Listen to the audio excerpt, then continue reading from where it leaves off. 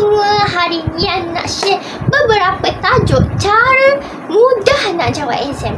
Tapi dalam video ni yang ada campur-campur tajuk tau. Tapi saya harap korang faham lah sebab saya akan ajar satu-satu. Jadi kalau nak dapat A+ dalam exam BMSTPM SEM 2, tengok video ni sampai habis.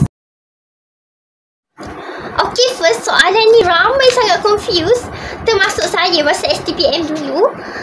Contoh soalan dia tanya, yang manakah ayat yang mempunyai kata kerja? Ataupun yang manakah kata kerja?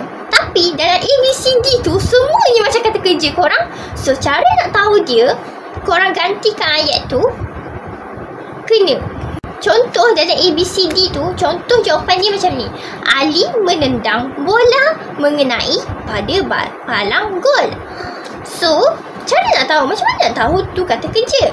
Korang gantikan mengenai itu kepada ayat kena. Ali menendang bola kena pada palang gol. So jawapannya ialah Ali menendang mengenai pada palang gol. Itulah jawapan dia. Ayat tu sesuai, ayat tu kena. Jadi itulah jawapan dia. Okey, contoh soalan lain dia tanya yang mana satukah kata tugas atau yang manakah ayat yang mempunyai kata tugas. Contoh jawapan like macam Ali membincangkan mengenai masalah pengangguran. Macam nak tahu betul ke tu kata tugas? Tukarkan kata tugas kepada perkataan tentang. Ali membincangkan tentang masalah pengangguran. Mengenai itu tukar kepada tentang.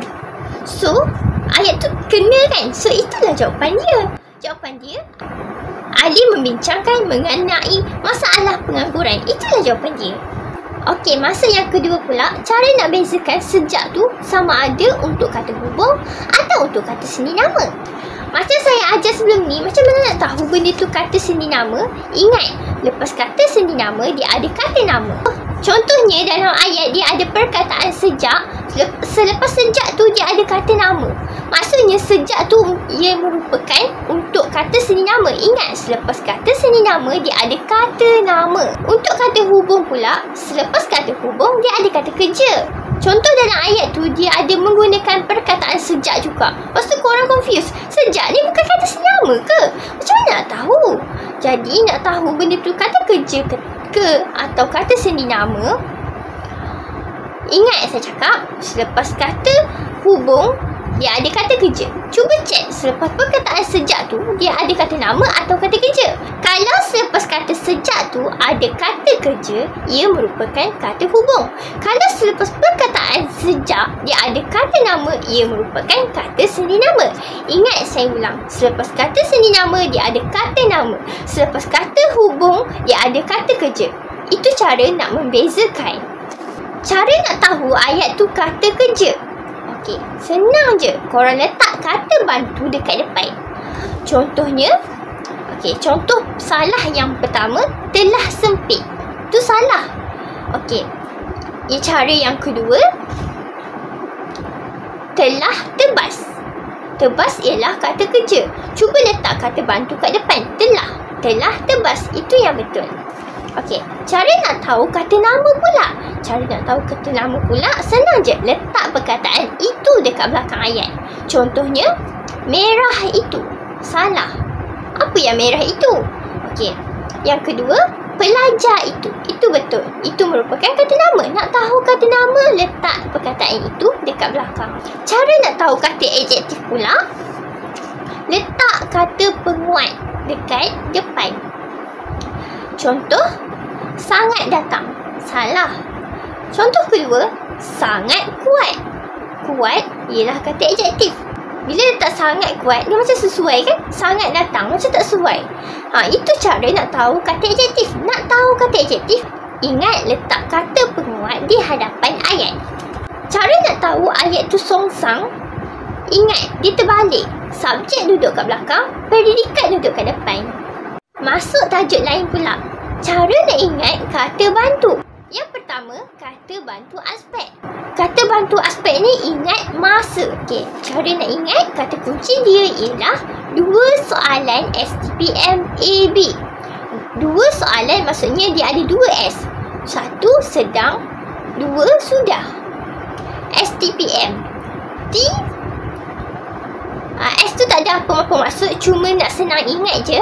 T ialah telah, P ialah pernah, M ialah mula, A ialah akan, B ialah baru atau belum. Kenapa nak ingat kata bantu aspek ni masa? Cuba baca dekat situ. Telah, pernah, mula, akan, baru, belum. Itu adalah masa. Okey, yang kedua, kata bantu ragam. Kata bantu ragam ni ingat perasaan. Okey, cara nak ingat akronim dia ialah Boboy. Ingat je Boboy. Macam tu. Boboy duduk 2 hari 3 malam di blok 3P1E. Boboy. Bi boleh. Yang kedua, boy. B baru. Yang ketiga, duduk tu dapat. 2 hari, maksudnya ada 2 hash. 1 hendak, 2 harus. 3 malam maksudnya ada 3 M. Mesti, mahu, mungkin. Di blok tak ada maksud, cuma nak senang ingat 3P1E. 3P maksudnya ada 3P. Patut, perlu, pasti. 1E maksudnya ada 1 je E. Enggan. Kenapa panggil kata bantu ragam? Ingat, dia beragam. Beragam ni berkaitan dengan perasaan. Tengok, boleh, baru dapat, baru boleh. Macam, wah, dia dapat benda tu. Macam perasaan lah macam tu. Ni nak masuk tajuk lain untuk jenis-jenis kata adjektif. Ramai yang tak ambil tahu pasal ni. Dia ada banyak tahu. Ada bentuk, cara, ukuran, jarak, sifat atau keadaan, perasaan, panca indera. Sebab ramai yang ingat kata adjektif ni macam warna ataupun perasaan. Padahal dia ada banyak. Jadi tolonglah tekankan jenis-jenis kata adjektif juga. Yang biasa masuk ialah cara. Lincah, sering, selalu, jelas, hebat, lincah, laju, ganas, kencang dan banyak lagi. Okey, kalau yang biasa masuk untuk jenis-jenis kata adjektif ialah cara. Jadi tekankan yang itu tau. By the way, untuk panca indera, ramai yang fikir benda tu cendera hati lah apa kan. Tak, bukan. Panca indera ni dia menerangkan sesuatu yang dapat dirasai. Okey, sentuh, bau, pandang, rasa, dengar. Cara nak ingat senang je. Ingat mata, hidung, telinga, lidah, sentuh. Yang kita boleh rasa. Okey? Mata untuk pandang. Walaupun mata tak boleh rasa, tapi dia boleh dirasai. Dia boleh memandang. Faham tak maksud Yana?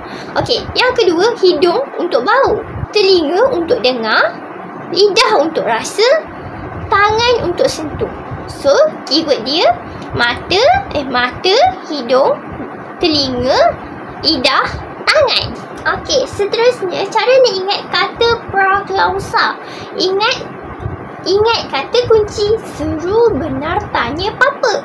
Seru ialah kata seru, benar ialah kata pembenar, tanya ialah kata tanya, pa ialah kata pangkal ayat, pe ialah kata perintah. Okey, kata seru macam biasa. Ayat, aduh, amboi, aduhai, cis. Nah, oh, syabas. Itu ialah kata seru. Okey, dalam kata seru ni ingat dia ada koma dan akhir ayat dia ada tanda seru. Untuk kata tanya dia ada 2. Ayat tanya susunan biasa dengan ayat tanya susunan songsang. Contoh untuk kata tanya ialah perkataan seperti apa, bagaimana, mengapa, bila, siapa, apa, mana. Untuk siapa, apa, mana dia berfungsi sebagai kata ganti nama diri tanya. Sebab apa? Sebab dia tanya siapa, dia tanya apa, di mana orang tu, macam tu. Siapa, apa, mana ialah untuk fungsi sebagai kata ganti nama diri tanya. Okey, untuk ayat tanya susunan biasa, abang kamu datang bila? Okey, dia tak boleh terima perkataan kah. Itu ayat tanya susunan biasa.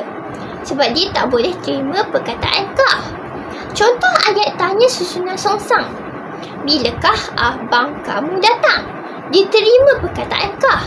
And kenapa dia panggil susunan songsang? Sebab perkataan bila tu dia duduk kat depan. Tu songsang dia bertukar. Yang predikat duduk dekat subjek kat depan. Yang subjek duduk kat belakang. So, bila ditambah perkataan bilakah jadi ayat tanya, iaitu susunan songsang. Kah ni dia mesti guna kalau dalam ayat songsang tanpa kata tanya. Contohnya, belum tibakah pegawai yang bertugas? Daripada kulitkah kasut itu? Seterusnya untuk kata perintah. Kata perintah ni nak ingat perkataan superlajas. S ialah ayat silaan. Per ialah ayat permintaan. La ialah ayat larangan.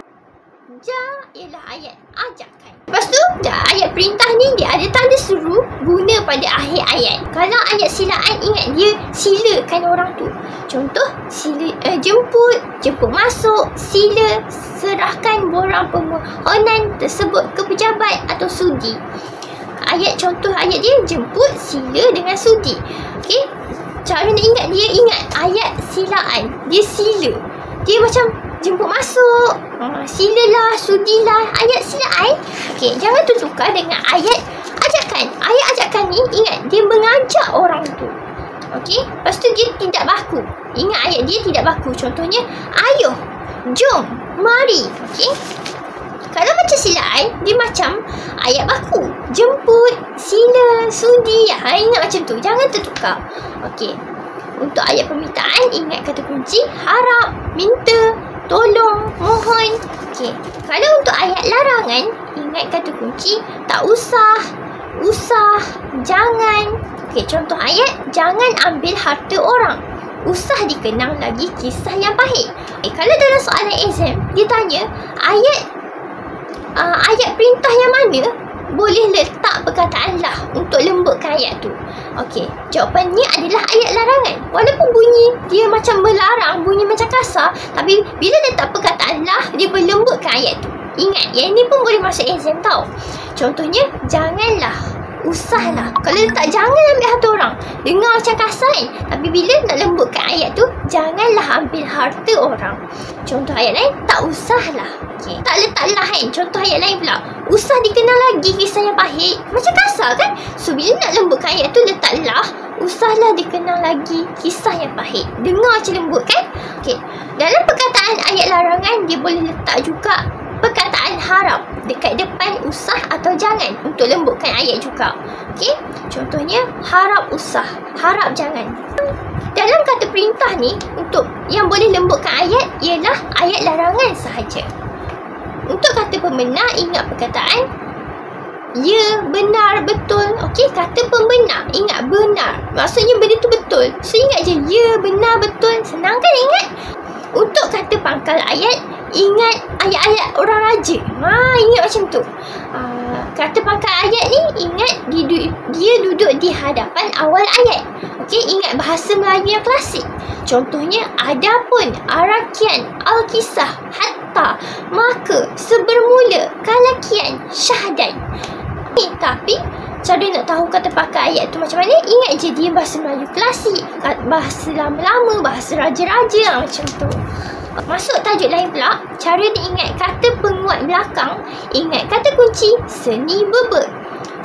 Sekali, nian, benar, betul. Okey, untuk ingat kata penguat bebas, ingat sas.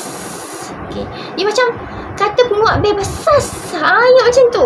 Okey, S ialah sangat, I ialah amat, S ialah sungguh. Okey, cara nak ingat kata penegas, ingat tak kalah, dia tak akan kalah. Ingat macam tu. Maksudnya, ta ialah tah. Contohnya, apa tah? Ka untuk kah, iaitu contohnya siapakah. Lah untuk contohnya itulah.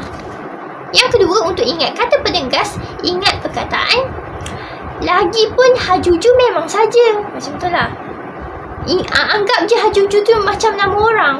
Okey, maksudnya lagi-lagilah maksudnya. Pun, ha ialah hanya, ju ialah juga, ju satu lagi untuk jua, memang ialah memanglah, sahaja memang sahaja. Senang kan ingat? Dia ada lagi, pun, hanya, juga, jua, memang dan sahaja. Next, biasanya kalau untuk kata pemberi, dia ada dalam soalan cari kesalahan tata bahasa yang belakang sekali tu. Okey, contohnya macam ni. Kan dalam ayat kesalahan tata bahasa, kita baca semua macam betul kan? Kita rasa perkataan ni guna ialah, adalah, merupakan tu dah betul. Tapi sebenarnya salah. Selepas perkataan ialah, ingat dia ada kata nama atau frasa nama. Kalau selepas perkataan ialah kata kerja, itu adalah salah. Okey? Itu adalah kesalahan tata bahasa. Contohnya dia cakap, contoh ayat aktiviti saya ialah bermain bola. Salah. Sebab selepas perkataan ialah bermain. Bermain adalah kata kerja. Ingat, selepas perkataan ialah hanya menerima kata nama atau frasa nama. Contohnya, cita-cita saya ialah doktor. Itu yang betul. Sebab ialah doktor. Doktor adalah kata nama. Contoh lain, tempat kegemaran mereka ialah pantai. Betul, sebab pantai itu merupakan kata nama. Ingat, kata nama merujuk kepada nama, tempat, benda ataupun konsep.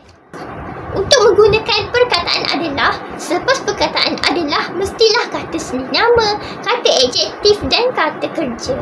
Contoh ayat, aktiviti saya adalah bermain bola. Bermain adalah kata kerja. Adalah bermain. Itu yang betul. Ingat, selepas perkataan adalah, mesti ada kata kerja ataupun kata adjektif ataupun kata senama. Untuk contoh kata adjektif dalam ayat adalah, rekaan baju ini adalah cantik dan moden. Itu yang betul. Cantik ialah, selepas perkataan adalah cantik. Cantik adalah kata adjektif. Ingat, kata adjektif ni merujuk kepada sifat. Contoh ayat yang kedua pula seperti, makanan itu adalah sedap. Cuaca hari ini adalah panas. Itu yang betul. Adalah panas. Panas kata adjektif. Adalah sedap. Sedap ialah kata adjektif juga. Menarik kan? Ada banyak lagi sebenarnya. Jadi kalau korang nak next video, tolong share video ni dalam grup Telegram ke, dalam grup WhatsApp ke, untuk manfaat orang lain juga. Anda dah tahu kan, ilmu yang sikit ni boleh bantu ramai lagi orang lain.